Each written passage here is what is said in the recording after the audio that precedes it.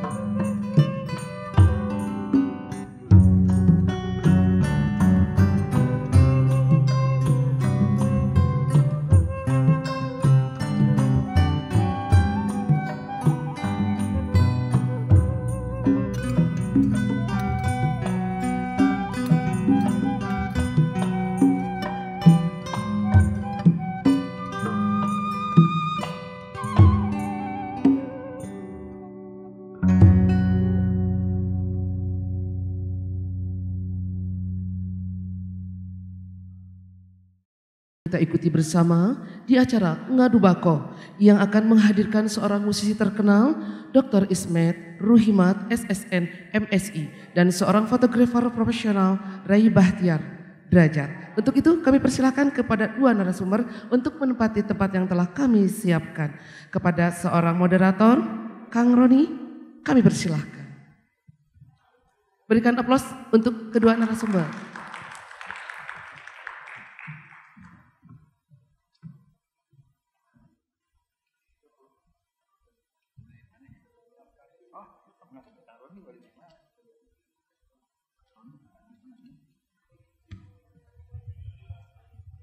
Bismillahirrahmanirrahim. Assalamualaikum warahmatullahi wabarakatuh. Selamat siang menuju sore. Alhamdulillah di hari ini kita akan ngobrol sesuatu yang mungkin bisa dikatakan sangat penting untuk perkembangan dari sisi budaya mungkin. Karena dari obrolan di hari ini kita akan membicarakan sebuah kesenian yang mungkin ini sudah dikenal oleh masyarakat luas ya, kesenian Tarawangsa. Nah, tapi dalam hal ini apa nih yang harus jadi poin penting ya ketika nanti ada obrolan-obrolan dari berbagai narasumber yang sekarang sudah bisa hadir di sini ya. Alhamdulillah. Saya perkenalkan dulu ya dari narasumber yang sekarang hadir. Ya, yang pertama saya perkenalkan Bapak Dr. Ismet ya. Beliau seorang praktisi musik, seorang akademisi juga ya yang pengalamannya juga sudah malang melintang di dunia internasional. Ya. Suatu kebanggaan ya bisa hadir di acara Ngadu Bako hari ini ya. Dan yang kedua saya perkenalkan juga Kang Ray ya, kalau di keseharian sih biasanya panggilnya abang ya, tapi di sini akang aja ya, Kang Ray. Ya, Kang Ray Bahtiar seorang yang basicnya di jurnalis ya sebenarnya, atau di fotografer ya, fotografer yang memang sudah terkenal, dan beliau ini pengalaman di bidang dokumentasinya dan segala macam tentang dunia fotografi.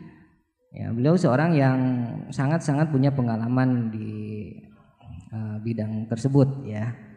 Dan tadi juga sempat ngobrol baru pendokumentasian di wilayah Kalimantan ya. Baru pulang ya. Ya, itu narasumber yang hari ini bisa kita jadikan satu patokan nanti untuk ngobrol ya, untuk mencari apa sih gitu ya pentingnya obrolan di hari ini tentang Tarawangsa ya. Materinya atau temanya yang sekarang dihadirkan itu adalah tema Tarawangsa, Bihari dan Kiwari ya. Artinya kita akan membicarakan tentang sesuatu yang berkenaan dengan waktu gitu ya. Nah, waktu di sini sangat penting sebenarnya ya, ketika dalam materi-materi yang nanti disampaikan oleh narasumber yang pertama dari Bapak Dr. Ismet yang kebetulan basicnya ada di bidang musik ya, seorang musisi terkenal, dan nanti juga dari sisi pendokumentasian ini tentang waktu, apa nih yang akan menjadi poin penting itu sebenarnya ketika kita berbicara tentang masalah waktu Bihari dan Kiwari ya, yang lama dengan yang sekarang, yang dulu gimana, yang sekarang seperti apa. Nah, seperti itu. Kita akan mengawali dulu dari Bapak Dr. Ismet ya. Ketika berbicara tentang sisi perkembangan ya, tentang sejarah Tarawangsa yang dulu itu seperti gimana ya, atau mungkin bisa dikaitkan dengan konteks sisi musikal mungkin. Ya, perkembangan secara sisi musikal Tarawangsa itu sampai sekarang seperti gimana gitu ya. Nah, mungkin kita awali dari obrolan tentang itu dulu ya, tentang perkembangan dulu mungkin ya, supaya nanti kita bisa mengarah zaman sekarang nilainya seperti apa sih gitu ya. Oke. Mungkin Kita akan langsung saja ke Pak Dr. Ismet ya untuk memberikan satu gambaran tentang perkembangan tarawangsa ya baheula dan baheula sareng ayeuna bagitanya di hari dan kiwari ya dulu dan yang sekarang. Mangga Pak Ismet. Baik, terima kasih Kang Roni. Assalamualaikum warahmatullahi wabarakatuh. Satu kebanggaan ya, saya bisa diundang dalam sebuah peristiwa kultur di Kabupaten di Sumedang ya, di mana kemampuan untuk lebih meningkatkan budaya, apalagi ditopang dengan jargonnya Sumedang sebagai pusir budaya, itu memang harus betul-betul dirasakan kepentingannya sebagai sebuah aktivitas frontline ya di depan gitu. Nah, ketika kita berbicara tentang masalah tarawangsa, tentunya adalah kita memahami sebuah fungsi dari peristiwa kultural. Ketika tadi ditanyakan fungsi apa yang sebetulnya saat di bihari, tentu berkaitan dengan fungsi-fungsi keterikatan antara manusia, kepentingan spiritual dan Tuhannya itu ya. Nah, ini menjadi penting ketika peristiwa itu berubah. Dulu sekitar 1 dekade ke belakang saya pernah berpikir ada satu kekhawatiran ketika kedudukan atau dan istilah instrumen saat saya melihatnya waditra trawangsa dengan berbagai momentum kulturnya hadir menjadi sebuah kesatuan, tiba-tiba tergerus oleh adanya perkembangan infrastruktur misalkan. Ini menjadi sesuatu hal yang kekhawatiran, dan ternyata setelah 10 tahun berkembang memang terjadi konteks itu perubahan dengan adanya perubahan infrastruktur misalkan jalan tol sekarang. Nah, pandangan dalam dunia pendidikan itu tentu menjadi sebuah pertanyaan besar, apakah ada nilai perubahan di saat sana?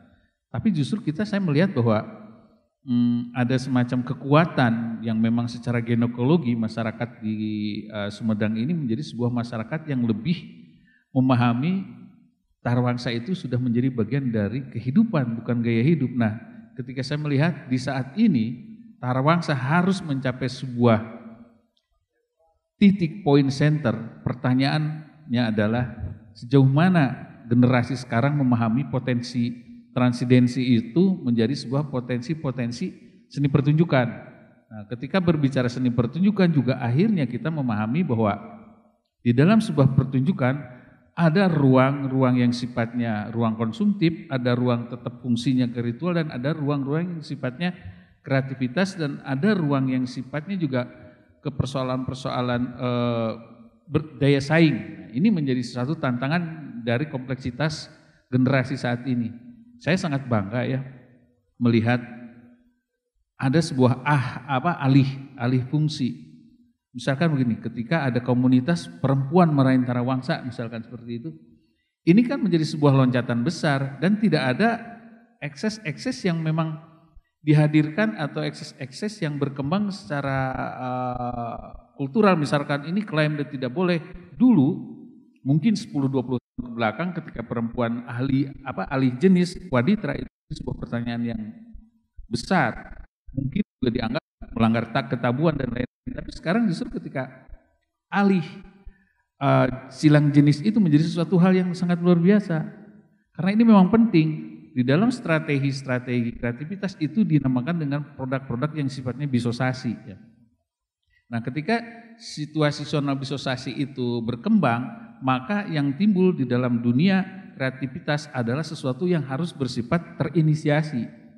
Terinisiasi begini, dalam arti ketika tadi proses ada silang saling jenis, gender misalkan, kita di Jawa Barat sekarang sudah di ISBI aja sendiri misalkan, orang yang tadinya dinamika seperti tadi di pembukaan saya melihat ini kapasitas para mojang memainkan alat-alat yang dulunya didominasi oleh para kaum laki-laki itu menjadi beralih fungsi, dalam seolah-olah beralih fungsi, padahal tidak ada kata yang harus itu, tapi ternyata perkembangannya sudah sangat penting dan luar biasa. Nah, di dalam Tarawangsa yang dulunya memiliki kontekstualitas transenden, malah justru sekarang para wanoja di Sumedang itu berani melangkah ke sana gitu ya.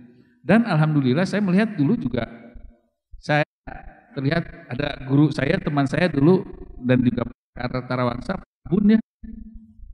Waktu kami punya kesempatan untuk bisa mengkreasikan idealisme kreativitas kami, dan beliau mau, itu sangat luar biasa. Saya pikir ini sebagai sebuah momentum, karena kalau saya lihat ketika generasi seniornya mampu mau masuk kepada ruang kreativitas, memang pada dasarnya ada sebuah pertanyaan, karena biasanya hal-hal yang sifatnya itu selalu dipertanyakan independensinya tentu.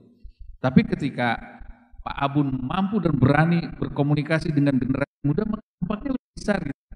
Nah ini sebagai saya melihat bahwa akar dari kreativitas harus dulu secara budaya. Kita harus melihat tidak ada efek kalau misalkan seorang yang melanggar tata krama dengan etika yang sama dan etika yang mengembangkan niat untuk melestarikan. Saya pikir ini kepentingan, apalagi sekarang secara hukum sejauh mana misalkan jargon pusir budaya itu bisa membuktikan kerangka-kerangka berpikir tentang pokok dan kebudayaan misalkan seperti itu. Ini sangat penting, dan saya pikir ini aktivitas-aktivitas di Sumedang itu luar biasa. Banyak para seniman yang mungkin mempertanyakan independensi dan sekarang sudah memahami bahwa ternyata lihat anak sekarang luar biasa di Sumedang, dan saya sangat mengapresiasi karena baru generasi muda yang ada di Sumedang yang mampu melintasi peristiwa-peristiwa transidensi itu menjadi peristiwa-peristiwa desakralisasi ya gitu. Saya melihat desakralisasi itu bukan sebagai sesuatu pelanggaran di dalam sebuah kultur, tapi sebagai sebuah keinginan untuk menancapkan tonggak-tonggak ini nih, generasi kita membuat pola kultur seperti ini gitu. Nah ini maksudnya seperti itu Kang. Enggak? Ya, artinya dalam prosesnya tetap ada sesuatu yang mungkin bertransformasi ya untuk ke masa yang tentu, sekarang. Iya. Ya. Transformasi itu menjadi suatu hal yang sangat penting ya. Karena kita harus memilah transformasi secara kultur adalah transformasi yang harus dilihat dari proses ginekologinya gitu. Walaupun nanti berbicara tentang pakem misalkan ya. Ya. Dan buktinya saya mendengar ada kawan-kawan yang asli dari Between ya, kalau saya melihatnya dari Sumedang, misalkan berkiprah di dunia internasional dengan konektivitas misalkan musik-musik elektronik, orang tetap karena jati diri dan fungsinya adalah fungsi musikal dan fungsi auralnya di sana gitu. Ya. Nah, kita beralih dulu ke Kang Rey ya tadi. Sempat sebelum obrolan di belakangnya tadi ada sesuatu mungkin yang mungkin bagi saya sendiri sangat menarik ya ketika berbicara tentang sisi orisinalitas. Tadi sedikit ada penyampaian bahwa ketika berbicara yang zaman yang sekarang ya, kultur atau ya sesuatu yang bisa dikatakan tradisi, nilai-nilainya mungkin banyak yang sudah terkikis gitu. Yang terlepas dari sisi transformasi tadi ketika berbicara tentang kebutuhan di zaman sekarang misalkan. Ya, banyak hal yang sangat disayangkan oleh Kang Rey tadi ya. Salah satunya misalkan ketika berbicara tentang Tarawangsa ya di Rancakalong ya, memang ketika berbicara Tarawangsa hampir semuanya merujuk ke wilayah Rancakalong ya Pak ya. Nah, ada satu wilayah tadi ya, satu wilayah pesawahan di Rancakalong itu yang dulunya ada satu pohon yang besar ya. Pohon caringin, pohon beringin.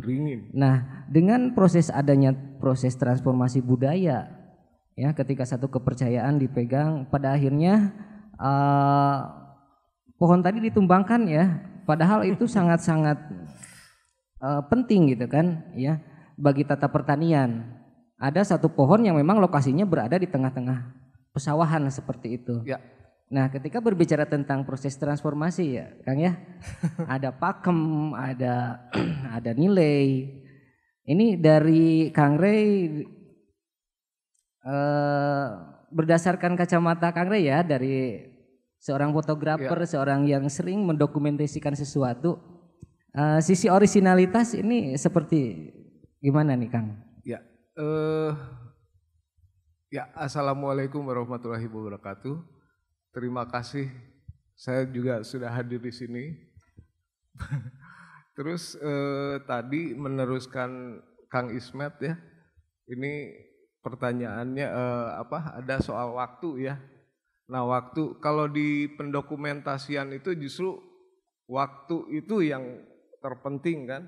Artinya pendokumentasian itu adalah, sebutlah mendokumentasikan waktu. Nah yang menarik itu saya tuh dulu sekitar tahun 2000-an atau sebelumnya ya sudah main ke Rancakalong gitu. Nah pada saat itu di sana jelas berbeda dengan sekarang kan. Nah beruntung sekali saya pun punya dokumentasi Rancakalong zaman dulu gitu. Nah zaman dulu itu ya itu masih ada beringin gitu kan. Terus masih dulu ya almarhum Abah Sukarma ya. Sekarang udah sekarang ya paling Pak Abun ya yang sekarang ini. Terus ini masalahnya yang paling penting dalam pendokumentasian itu ya itu tadi gitu. Bukan masalah perubahan atau apa, memang pasti berubah gitu. Tapi adalah jepret waktu hari ini gitu. Nah, itu akan pasti besok bisa berubah gitu. Nah, ya. Di sini ketika saya main ke sana akhirnya muncul ide tentang pendokumentasian Bursuro ya dulu kan. Terus ada Ngalaksa. Nah, terus kami sempat mendokumentasikan, membuat video itu bareng Kang Ismet ya, Kang. Nah, ini soal Ngalaksa. Nah, Ngalaksa itu pada saat itu ya jelas Dewi Sri-nya masih ada dan masih ya ada banget gitu kan ya. Kalau sekarang jadi jalan tol saya nggak tahu ya. Ini yang menarik itu, nah di situ kita bisa melihat bahwa ternyata bahwa nenek moyang kita itu luar biasa gitu loh. Luar biasa sekali yang pertama, dan ketika saya perdalam lagi dalam pendokumentasian itu yang terpenting itu adalah imajinasi gitu loh. Imajinasi dan alat. Yang tetap itu adalah imajinasi.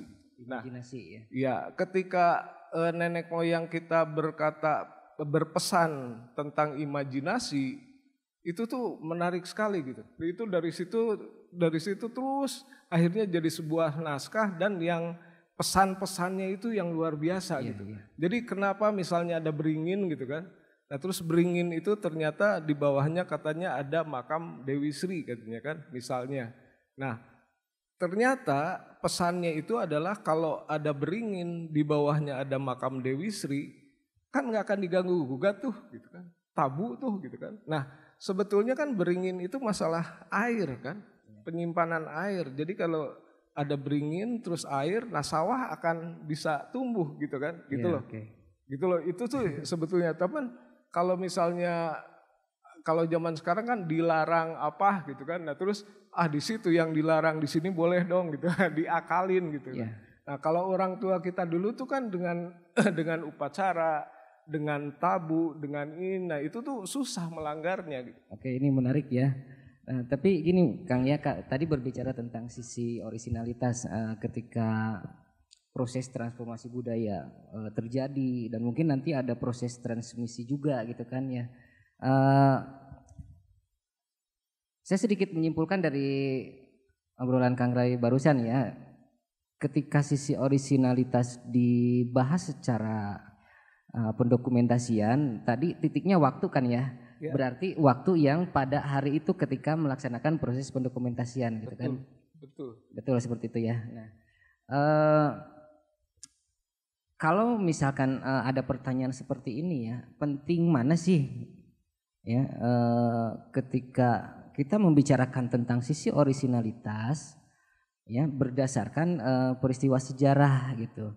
Nah, nanti mungkin dari Pak Ismet juga pertanyaan yang tadi ya, ketika sisi orisinalitas ini berkaitan dengan perkembangan adanya proses kreatif yang berjalan, yang berlaku, misalkan mungkin juga ada pemahaman kalau tidak dipertahankan berdasarkan kreativitas, walaupun berbicara tentang nilai-nilainya yang tidak dihilangkan gitu kan ya. Ini yang paling penting yang mana kira-kira gitu, mempertahankan sisi orisinalitas dengan kreativitas, atau mungkin dari sisi pendokumentasian ya lebih penting orisinalitas di hari itu ketika melaksanakan pendokumentasian, atau sisi orisinalitas berdasarkan sejarah, mungkin seperti itu. Kang Ismet. Ya, silahkan Kang Ismet. Ya, terima kasih Kang Roni. Saya hanya ingin memesan aja, karena memang mau bagaimanapun sekarang kan generasi saat ini milenial di Sumedang ini menjadi penting, menjadi wawakil ya. Karena itu saya ingin memesan bahwa yang paling penting ada 2 syarat penting untuk bisa menjadi representasinya. Pertama, kita harus sadar apa sih itu identitas dan apa itu yang disebut dengan otentisitas. Kalau tadi tanyakan sama Kang Roni bahwa sebetulnya identitas adalah cerminan diri. Ketika kita bercermin melihat bahwa potensi kita sudah tidak yakin, bagaimana kita akan melakukan keyakinan sekali untuk dibaca orang gitu. Nah, maka dari itu penting ketika berbicara tentang identitas. Nah, yang kedua adalah persoalan otentisitas. Nah, kalau otentisitas adalah harapan dan kemampuan individu untuk mencermati bagaimana kita melakukan sebuah transformasi itu. Sehingga aspek-aspek di dalam sebuah transformasi itu dilihat dari kacamata sejauh mana generasi saat ini memahami dan memaknai, meskipun tekanan dan deraan dari siklus kultur, siklus epidemi, siklus pandemi ini menjadi sesuatu penting. Nah, di sini kita pentingnya memahami bahwa kalau saya berbicara tentang persoalan tarawangsa sendiri, kita harus meyakinkan apa sih yang tadi identitas dan otentisitas tarawangsa itu di dalam kulturnya, di dalam fungsinya, di dalam perannya sebagai musikal dan lain-lain seperti itu. Oke, dari Ya. Kang Ray, mana silakan. Identitas itu yang menarik. Identitas Indonesia ini coba berapa suku, waduh luar biasa banyaknya. Nah, tarawangsa itu kan identitas Rancakalong gitu kan. Nah terus yang menarik itu adalah ketika kita melihat kenapa berubah dan sebagainya, itu sebetulnya bukan masalah itu perubahan itu pasti berubah gitu kan. Cuman masalahnya bisa nggak kita mendokumentasikan yang lalu itu ya, yang disebut orsinil sebetulnya tidak ada orsinil sebetulnya kan, itu akan terus berubah. Cuman sekarang kan yang kalau kita sebut pemain tarawangsa di Rancakalong yang dulu gitu kan, berapa orang? Berapa? 4 ya? Tinggal sedikit lah. Tinggal sedikit. Nah, justru kalau saya sebagai pendokumentasi, justru saya ngejar itu dulu gitu. Kenapa? Karena kan pasti, ya maaf ya, pasti berubah, hilang kan gitu kan. Nah itu harus terdokumentasi untuk apa? Untuk generasi selanjutnya jadi patokan gitu loh. Ya. Jadi bukan yang kalau jenisnya misalnya yang saya dengar itu kan tarawangsa itu katanya wah itu membosankan gini. Padahal itu ada maksudnya gitu loh. Nah justru kalau ketika kita tangkap itu dan yang orisinalitasnya itu kita dapat terdokumentasikan, itu bisa jadi rumus ininya gitu ya, panduan ya, panduan untuk yang selanjutnya gitu. Nah, jadi jangan sampai nanti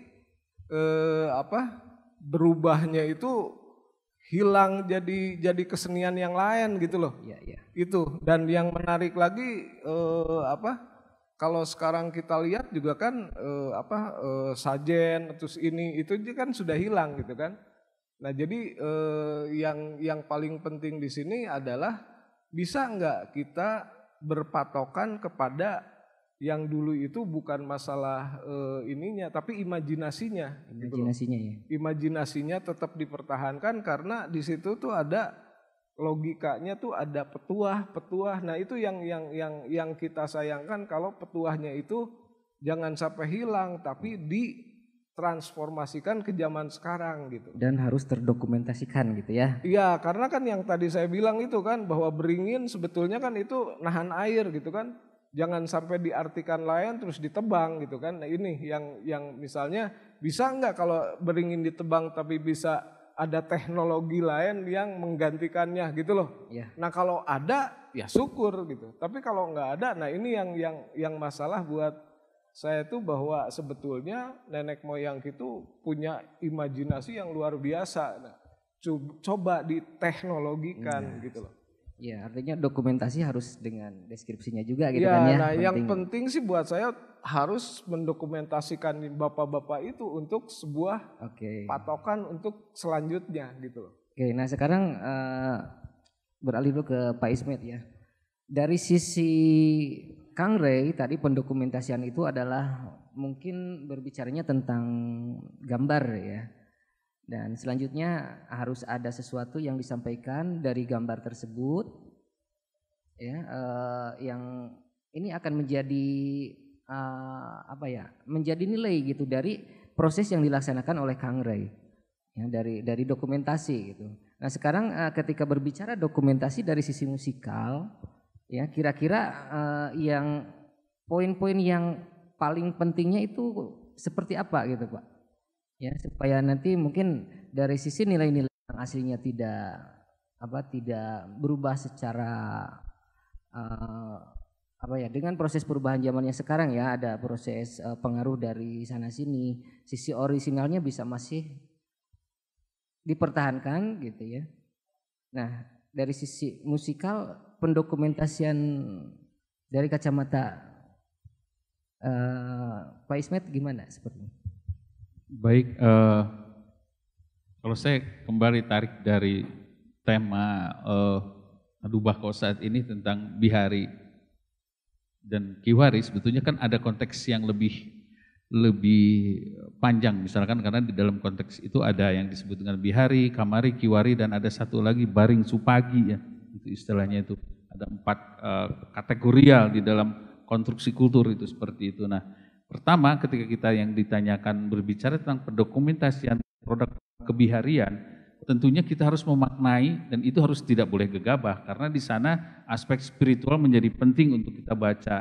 Artinya kita tidak boleh semena-mena tiba-tiba ini kita diilustrasikan dengan ini. Kadang-kadang kan terjadi miss.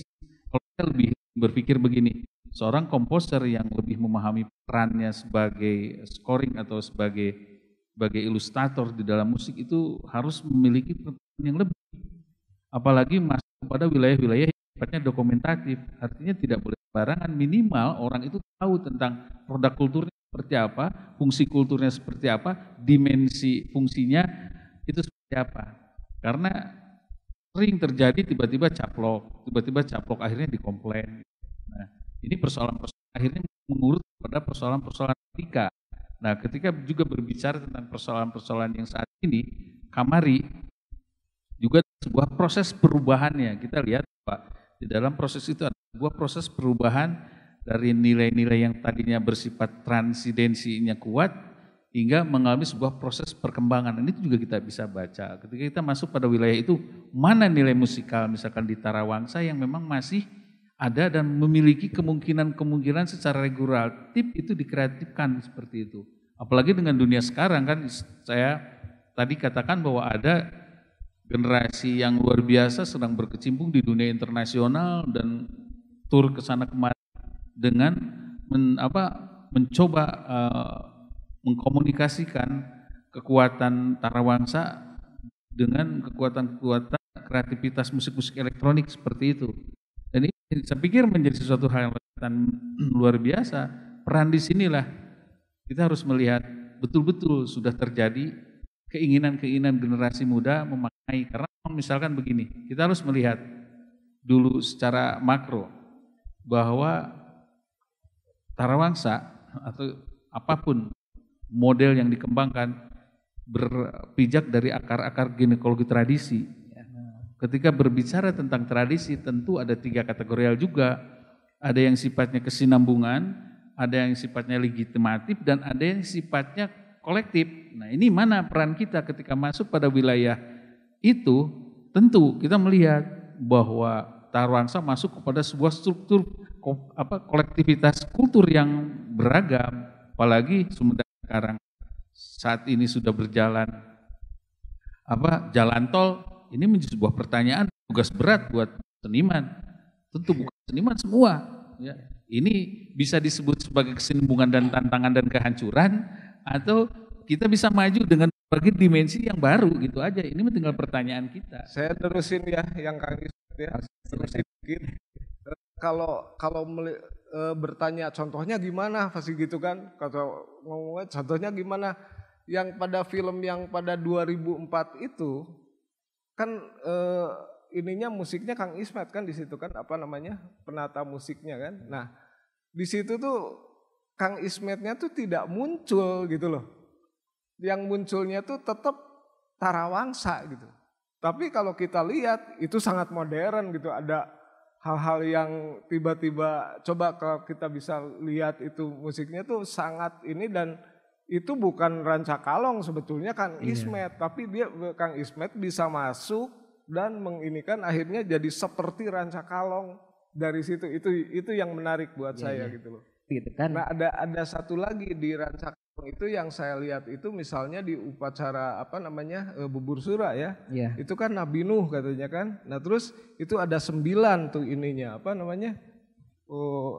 katel gedenya itu kan. Nah, terus yang menarik ketika menginikan masakannya itu, mereka tuh berkeliling. Terus saya lihat, loh ini kok ceritanya seperti orang mendayung gitu. Dan ide cerita awalnya kan dari Nabi Nuh, kapal gitu. Nah, nenek moyang kita tuh bisa membuat simbol-simbol gitu kan. Simbol-simbol yang ditradisikan gitu kan ke tradisi mereka sendiri. Sampai kita lupa gitu bahwa itu tuh sebetulnya idenya luar biasa gitu. Nah, ini yang kalau bahasa visualnya itu luar biasanya buat saya tuh nenek moyang tuh wah hebat banget gitu. Nah, apapun yang dikerjakan itu biasanya selalu disimbolkan gitu kan. Berdasarkan pembacaan ke alam biasanya dimasukkannya ke dalam cerita, ke dalam seperti kan kalau misalnya kita ini kan air pentagonal, heksagonal. Nah, kalau di ini kan bisa jadi hancur.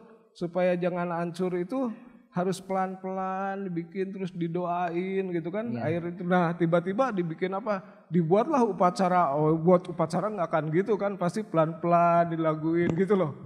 Itu luar biasa buat saya. Ya, tadi ya berarti ini sangat penting ketika berbicara tentang masalah pendokumentasian tadi ya, menurut dari Pak Ismet sendiri, sebelum melaksanakan proses kreatif itu artinya harus pengetahuannya dulu kan ya yang harus dipentingkan. Betul. Seperti itu. Saya sendiri juga waktu dikasih tantangan sama Kang Rai itu ketika musiknya Ngalaksa, ketika melihat ada gambar aja ilustrasi seperti komik naga tuh tiba-tiba tumbuh jadi Dewi Padi, saya skrimo bener, saya bilang karena persoalan nampak dalam produk visual dengan produk musikal itu dengan produk aura itu luar biasa, beda sekali definisinya gitu ya. Makanya saya tidak, berarti saya harus dulu nih peristiwa apa. Akhirnya saya tidak berani masuk ke peristiwa yang lebih sekuler gitu. Akhirnya di sana dimensi spiritualnya tinggi sekali gitu. Bahkan ketika kita melihat ada orang ngawuluku aja, tiba-tiba Kang Rai cuma hanya mengvisualisasikan setelah ngawuluku ada air keluar dari sawah gitu, letak gitu.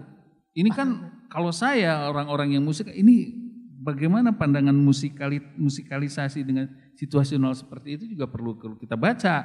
Ya, makanya ketika banyak saya menyerah bukan menyerah dalam bahwa ini ada sebuah produk yang lebih harus ditingkatkan model-model environmentalnya. Misalkan saya justru meninggikan potensi-potensi ambience-nya di sana gitu ya. Karena ketika orang ngawuluku bari ngawi itu menjadi sesuatu hal yang sangat musikal ketimbang ditebalkan dengan produk-produk yang tidak memiliki fungsi apa-apa gitu. Hanya untuk sekian second kita ambil dan baru kita tekankan dengan produk ambience-nya seperti itu. Iya. Berarti ini memang yang menjadi catatan hari ini ya. Yang harus dipertahankan itu yang harus terdokumentasikan baik secara musikalisasinya atau mungkin secara visualnya adalah ilmu pengetahuannya sebenarnya ya kan. Imajinasi nenek moyang itu. Ya, salah satu sekarang yang kemarin kebetulan juga saya dipercaya ya oleh pemerintah Disparbud Kabupaten Sumedang ketika saya menjadi juri waktu itu film kalau nggak salah ya, dokumenter. Saya melihat karya-karya anak-anak muda di Sumedang itu luar biasa gitu. Ada satu hal yang jadi pertimbangan saya bahwa ternyata yang harus ditingkatkan adalah proses bagaimana kekuatan kultur itu harus ditopang dengan dimensi-dimensi musikal misalkan. Saya hanya lebih menyarankan bagaimana nanti ada semacam sebuah pelatihan untuk ke arah sana sehingga si karakteristik dokumentasi dengan karakteristik produk-produk industri itu sangat beda. Ya. Hingga jangan sampai akhirnya ketika ini dibiarkan karena dua-duanya seperti mata uang ya. Iya. Jadi ketika dibuka dibalik begini pentingnya visualisasi dan pentingnya musikalisasi itu menjadi sesuatu yang tidak bisa dipisahkan. Jadi apalagi kalau sekarang kan segala sesuatu sangat memungkinkan untuk bisa dikembangkan. Makanya kalau saya melihat ada sisi-sisi yang perlu kita apresiasi dari kreativitas anak-anak muda di Sumedang dan juga ditopang dengan bagaimana dia mulai mencari fungsinya di dalam kontur aural itu seperti apa gitu. Atau misalkan suara hal-hal yang auditif itu seperti apa. Karena tidak semua produk-produk musikal di dalam dokumentasi adalah produk-produk yang sifatnya terstruktur, enggak juga seperti itu gitu. Ya, baik. Ini untuk yang terakhir mungkin ya. Ketika berbicara tentang harapan-harapan ya untuk di generasi yang sekarang mungkin ya. Karena tadi kita sudah memunculkan bahwa ilmu pengetahuan dari suatu objek budaya itu memang sangat penting. Ini yang harus jadi nilai gitu kan. Ya, yang harus ditransmisikan ke generasi selanjutnya seperti itu. Nah, kira-kira harapan untuk ya generasi yang sekarang ya. Apa nih yang harus dilakukan gitu ketika melaksanakan proses budaya yang tidak hanya sekedar kalau misalkan bermain musik hanya bermain musik saja misalkan seperti itu. Silakan Kang, nanti dari Kang Reis juga gitu. Ya, yang tadi saya sudah sebut ya bahwa imajinasi itu terpenting gitu kan. Nah, sekarang alat itu kan terus mengikuti. Nah, masalahnya sekarang kan alat itu udah luar biasa kan. Sekarang kan alat bisa multimedia dan sebagainya itu sudah luar biasa gitu. Nah, justru bisa nggak kita menceritakan atau mengkisahkan atau menuturkan cerita nenek moyang kita dengan secara logika gitu. Nah, sebetulnya nenek moyang kita tuh maunya bicaranya tuh begini gitu loh. Nah, bukan kebalikannya gitu kan. Jadi sekarang alat yang dibanggakan padahal alat itu sebetulnya hanya untuk memvisualkan imajinasi gitu loh. Jadi kalau sekarang udah luar biasa ini, nah saya kira bisa lebih ini lagi kan untuk apa? Jadi jangan sampai salah arti gitu loh ya. Salah arti bahwa itu tuh bukan itu gitu kan. Ya. Sebetulnya ini loh logikanya gitu. Nah ini yang saya pengen tahu dan modernitasnya mungkin dari segi ilmu pengetahuan nenek moyang kita yang seperti itu ya. Didokumentasikan. Iya. Nah, makanya jangan lupa yang masih ada sekarang itu harus didokumentasi karena ilmunya itu mereka tidak tulis kan? Iya. Gitu loh. Tapi kita harus bisa apa sih isinya gitu loh. Ya, dari Pak Ismet. Oke, mungkin silakan. Kalau harapan dari saya sih ada 3 ya. Pertama dalam rangka konteks tema Bihari Kakiwari ini kita harus melihat apakah betul yang disebut dengan kudu ngindung ka waktu ngabapa ka zaman itu sudah sangat relevan sekarang. Kalau saya justru mengambil sebuah hal yang sifatnya demotivasi ya. Justru kudu ngindungan waktu ngabapaan zaman sekarang gitu. Lebih progresif artinya kita ada di wilayah generasi muda seperti itu. Kalau kita masuk kepada keinginan untuk ngindungan waktu ngabapakan zaman berarti kita justru mengorientasi sesuatu hal yang sifatnya ada di depan nih gitu. Terus yang kedua, saya melihat Tarawangsa ya. Tarawangsa dengan sekarang aktivitasnya lintas gender, terus sekarang ada pertunjukan misalkan anak-anak di komunitas di Sumedang ini ke produk-produk yang industrial seperti mengaransir lagu Hari Ringkuring dengan fungsi Tarawangsa, itu menjadi sesuatu hal keinginan-keinginan kebaruan-kebaruan ngindungan waktu ngabapaan zaman gitu ya. Terus itu makanya kita penting bahwa Tarawangsa jangan hanya dianggap bilangan tapi juga harus diperhitungkan gitu loh. Dan yang tidak kalah penting yang ketiga adalah bahwa saya menyarankan dulu kalau nggak salah ini ada Pak Kasih Ekrak, Kang Yadi Yadi Cahyadi. Nih nanti kalau udah tembus Kang Yadi coba bikin momentum deh. Momentumnya gini, ketika nanti tol yang sekarang itu Cisumdawu dibuka, coba kita bermain 1000 Tarawangsa tadi di dom itu. Saya pikir akan menjadi sesuatu hal yang luar biasa ambience-nya. Dan itu sekaligus membuktikan bahwa nih momentum gua loh sebagai pusat budaya bisa seperti itu. Dan para tokoh insya Allah ini akan menjadi sesuatu hal yang sangat luar biasa. Ya, terima kasih. Mungkin karena waktu ya kita akan membuat satu kesimpulan ya dari obrolan yang sangat bermakna di hari ini dari kedua narasumber, Bapak Dr. Ismet ya dan Kang Ray ya, yang masing-masing di bidangnya mempunyai spesifikasi yang tidak diragukan lagi ya. Di sini saya membuat satu catatan bahwa ketika berbicara tentang seni tradisi ya, berbicara juga tentang waktu ya, tentang sekarang, tentang masa dulu. Nah, memang di sini kita tidak terlepas dari yang namanya proses transformasi, tapi ketika proses transformasi terjadi, ada sesuatu yang memang harus ditransmisikan gitu ke zaman sekarang. Nah, dalam hal ini mungkin proses transmisi ini akan ada satu hal yang menjadi kunci. Nah, ketika ilmu pengetahuannya itu yang dipertahankan gitu. Berbicara tentang modernitas, artinya berbicara tentang modernitas dari segi ilmunya gitu, bukan dari segi alatnya. Alat adalah sebagai penunjang dan eksekutornya seperti itu. Ya, mudah-mudahan dari apa yang kita bicarakan dari Ngadu Bako ini ada satu nilai yang bisa kita ambil bersama untuk pelestarian nilai-nilai budaya. Terima kasih. Assalamualaikum warahmatullahi wabarakatuh. Hadirin yang berbahagia, selanjutnya kita persembahkan sebuah tarian kreasi dari Sanggar Jamparing Parkesit yang berjudul Nyimas Ratu Gedeng Waru, pimpinan Ibu Heti Permatasari SSN. Berikan tepuk tangan yang meriah. Inilah Sanggar Jamparing Parkesit.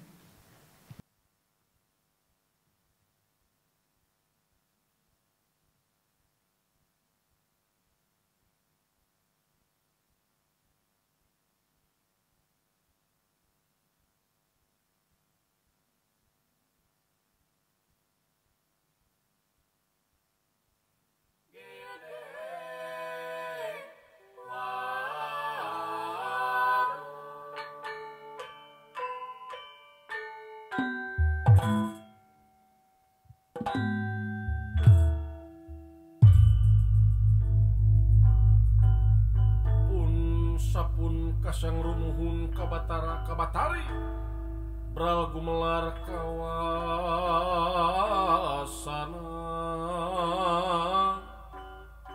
awang uwung mangkasuruh bul kukus nganun kamanggung nada pangaping pang jari